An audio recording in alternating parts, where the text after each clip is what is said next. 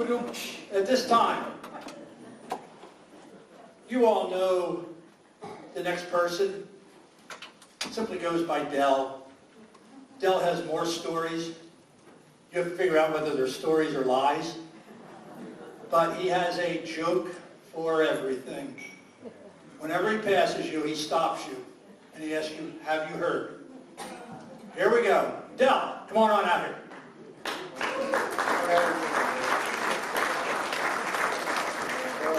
My wife's not here tonight. She's going to be here tomorrow night, but just give a shout out to her anyway because we've had 30 wonderful, glorious years of marriage. And 30 out of 54 is not bad. We're on the back patio the other night having some wine, and she says, "I love you so much, I don't think I could live without you." I said, "Is that you talking or the wine talking?" She says, "It's me talking to the wine." The other night we're over at a friend's house having dinner, and after dinner the girls are in the kitchen cleaning up, and my buddy says, "Boy, we found a new restaurant the other day, we really like it." I said, "Well, what's the name of it?" He says, oh man, he says, "Help me out here." He says, "What's the name of that flower that's real pretty and it's got thorns?" I said, "You mean a rose?" He said, "Yeah." "Hey, Rose, what's the name of that new place we found?"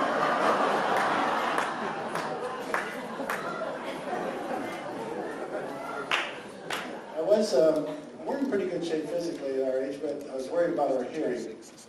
So a friend of mine says, "Well, talk to her from a distance, and then as you get closer and closer, you'll be able to figure it out." So I came home from golf the other day, opened the back door, and I said, "I'm home, what's for lunch?" Nothing. So I go in the living room, I said, "I'm home, what are you cooking in there?" Nothing. So I go in the kitchen, almost right next to her, and I say, "I'm home, what's for lunch?" She says, "For the third time, chicken."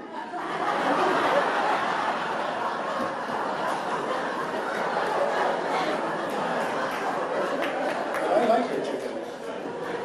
The other day we were arguing about some sort of thing, and she says, "You know, when we first got married, you said that you were going to spend your whole life trying to make me happy." I said, "Well, I didn't know I was going to live this long."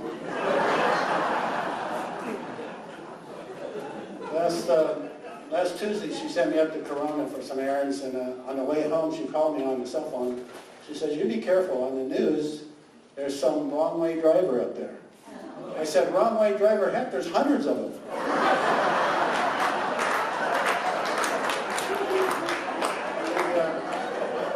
When we go to work out, I drop her off here first, and she likes to work out here and then go to the library. I like LA Fitness. They got more machines and everything.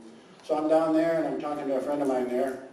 I said, "Look at those two old coots over there." I says, "They're just chatting away. They're not here to work out." He said, "Dell, that's a mirror."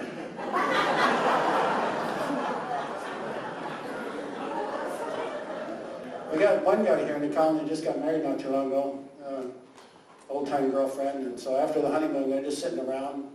He's cleaning his golf clubs. And she's looking at him and looking at him. She says, "Now that we're married, you know, golf takes up a lot of time. Maybe you should consider quitting golf and selling your clubs." And the look on his face, she said, "What's wrong?" He says, "Just for a minute there, you sounded just like my ex-wife." And she says, real angrily, "You didn't tell me you were married before." He said, "I wasn't."